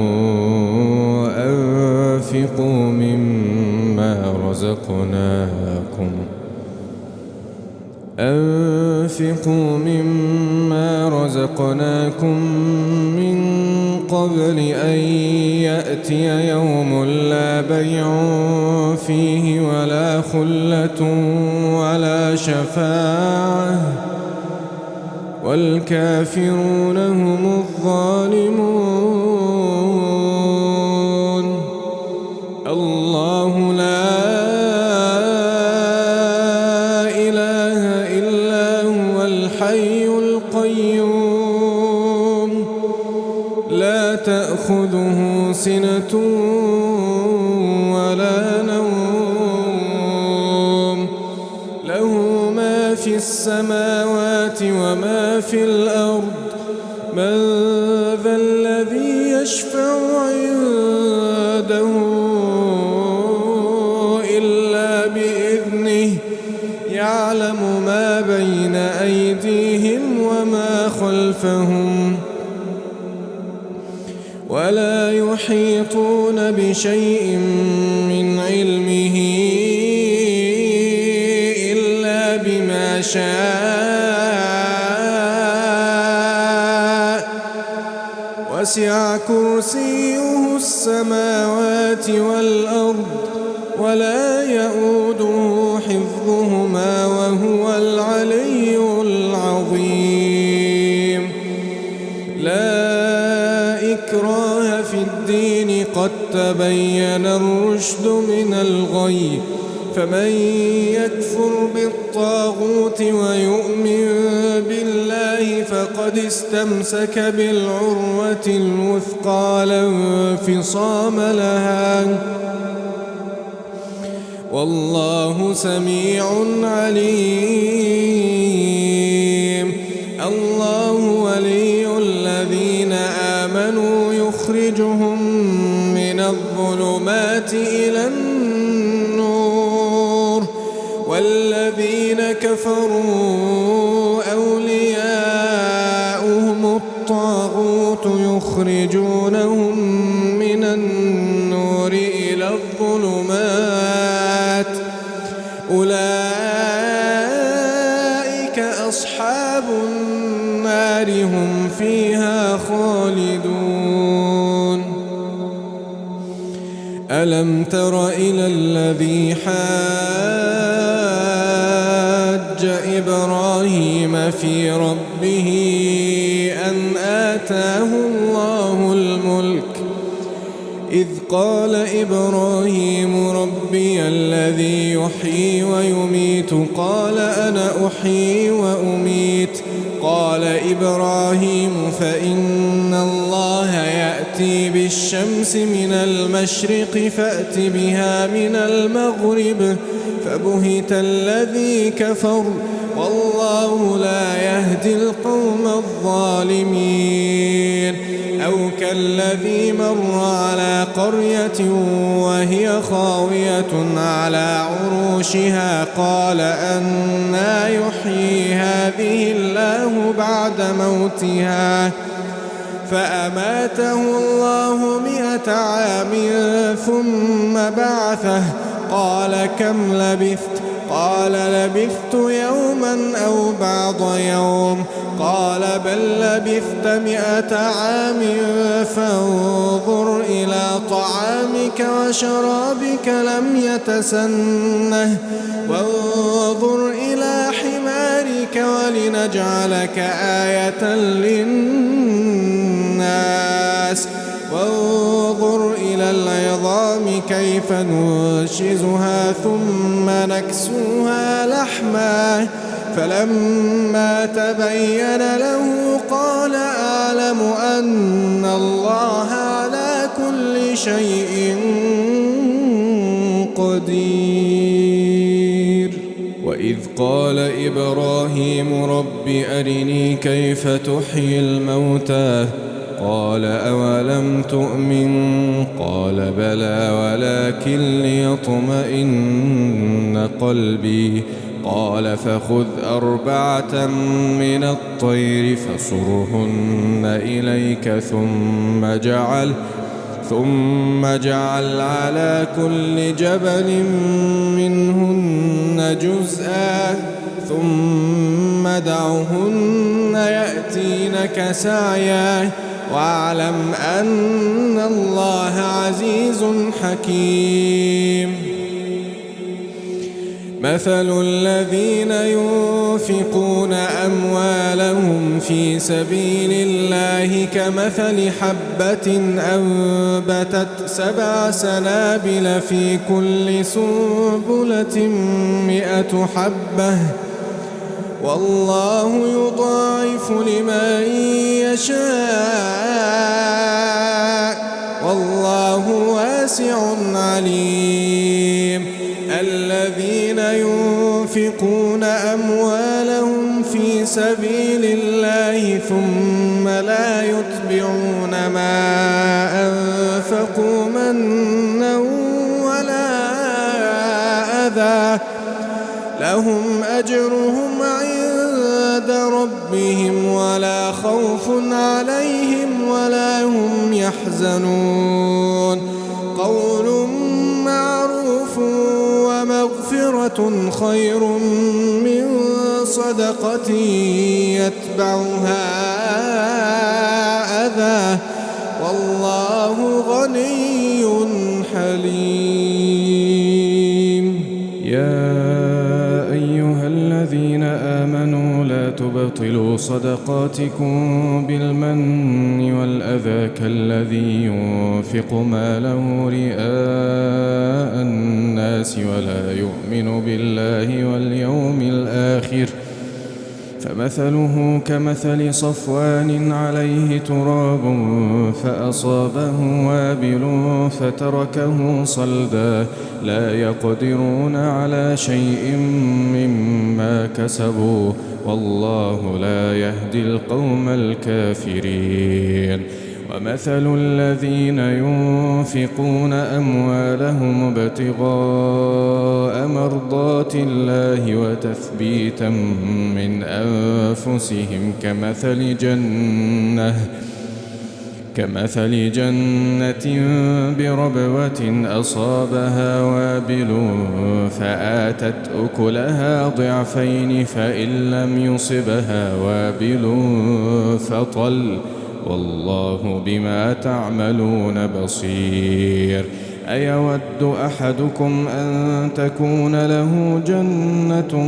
من نخيل وأعناب تجري من تحتها الأنهار له فيها من كل الثمرات وأصابه الكبر وله ذرية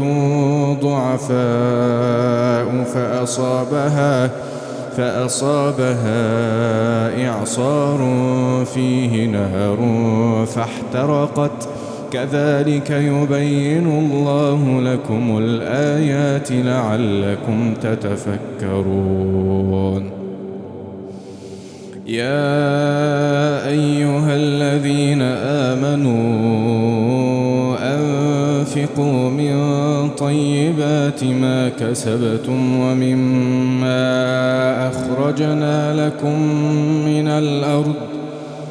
ولا تيمموا الخبيث منه تنفقون ولستم بآخذيه إلا أن تغمضوا فيه واعلموا أن الله غني حميد. الشيطان يعدكم الفقر ويأمركم بالفحشاء والله يعدكم مغفرة منه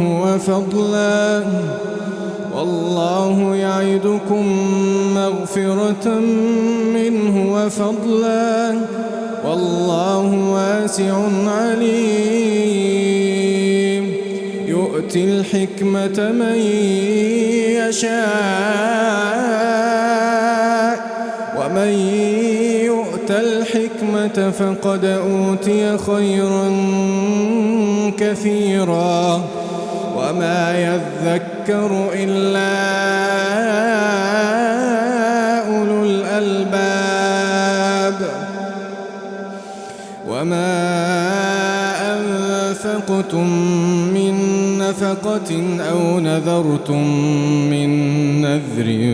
فإن الله يعلمه وما للظالمين من أنصار. إن تبدوا الصدقات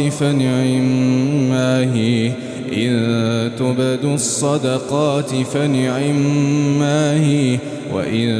تخفوها وتؤتوها الفقراء فهو خير لكم ويكفر عنكم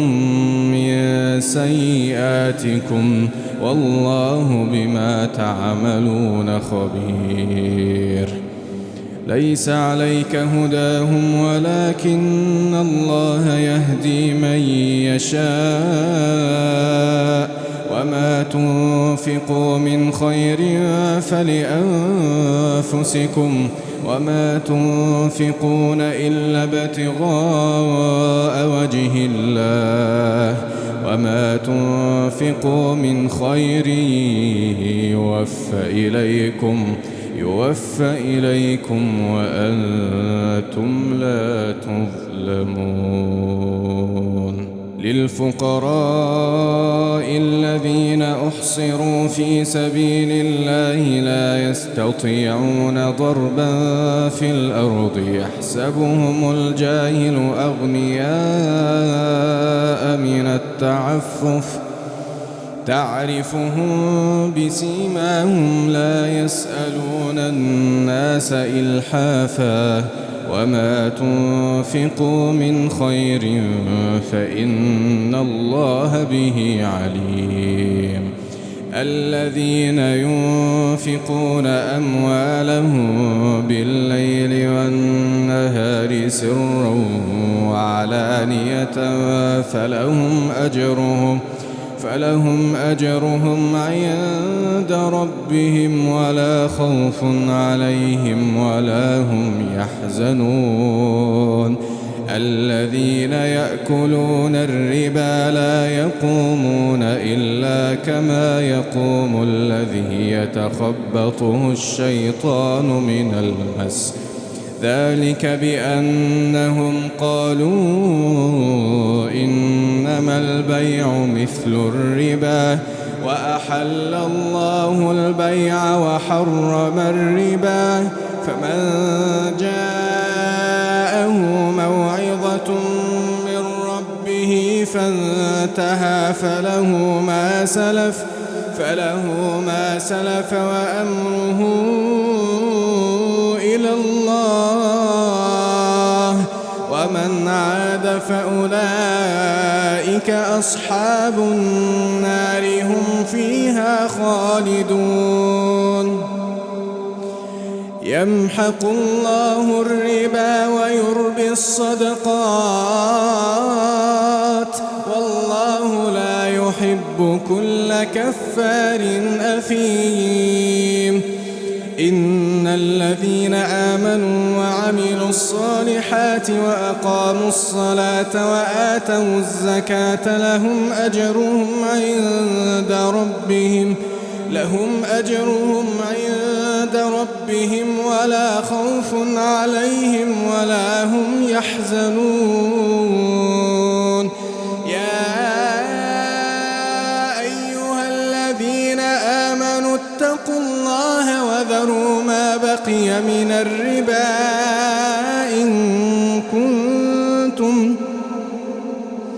إن كنتم مؤمنين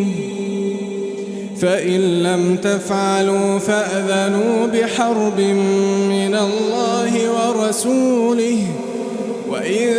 تبتم فلكم رؤوس أموالكم لا تظلمون ولا تظلمون. وإن كان ذو عسرة فنظرة إلى ميسرة وأن تصدقوا خير لكم إن كنتم تعلمون. واتقوا يوما ترجعون فيه إلى الله واتقوا يوما ترجعون فيه إلى الله واتقوا يوما ترجعون فيه إلى الله ثم توفى كل نفس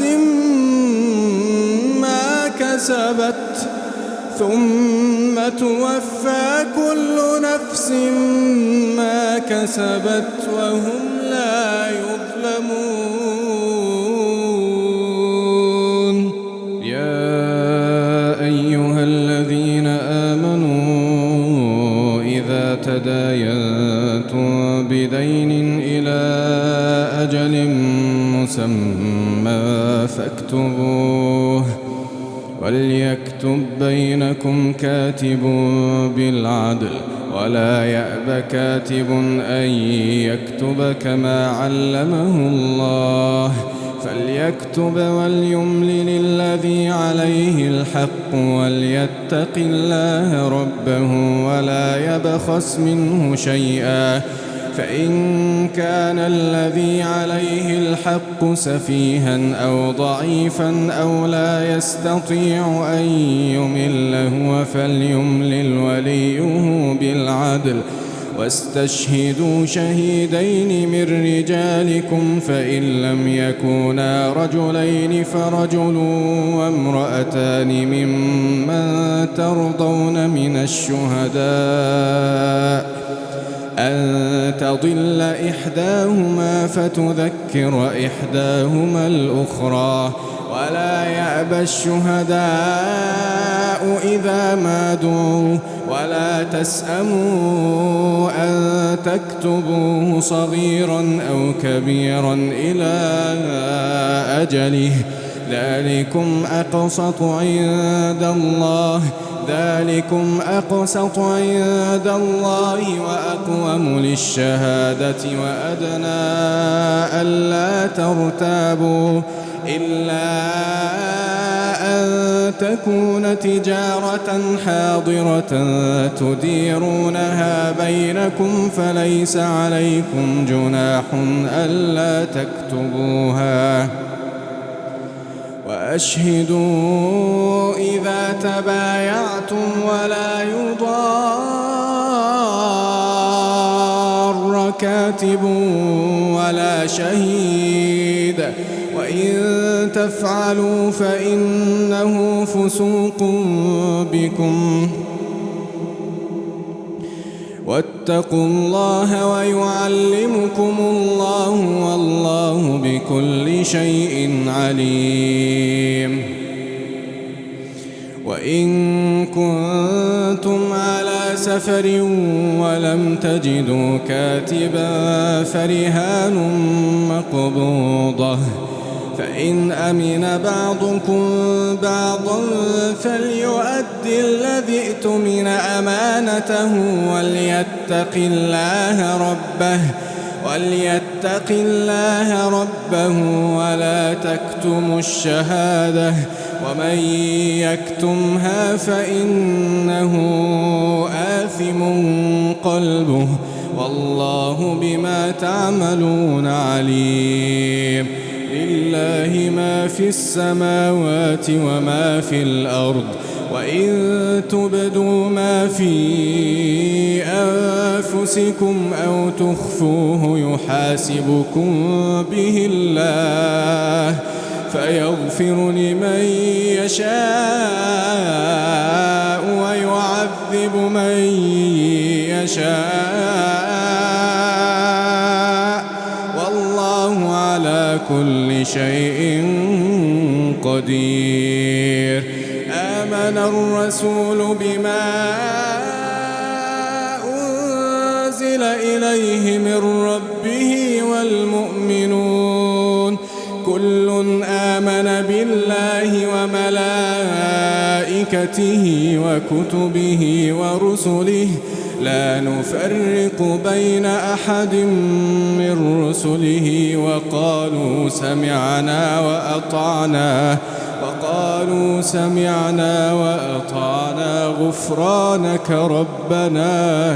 غفرانك ربنا وإليك المصير. لا يكلف الله نفسا إلا وسعها، لها ما كسبت وعليها ما اكتسبت. ربنا لا تؤاخذنا إن نسينا أو أخطأنا، ربنا ولا تحمل علينا إصرا كما حملته على الذين من قبلنا، ربنا ولا تحملنا ما لا طاقة لنا به واعف عنا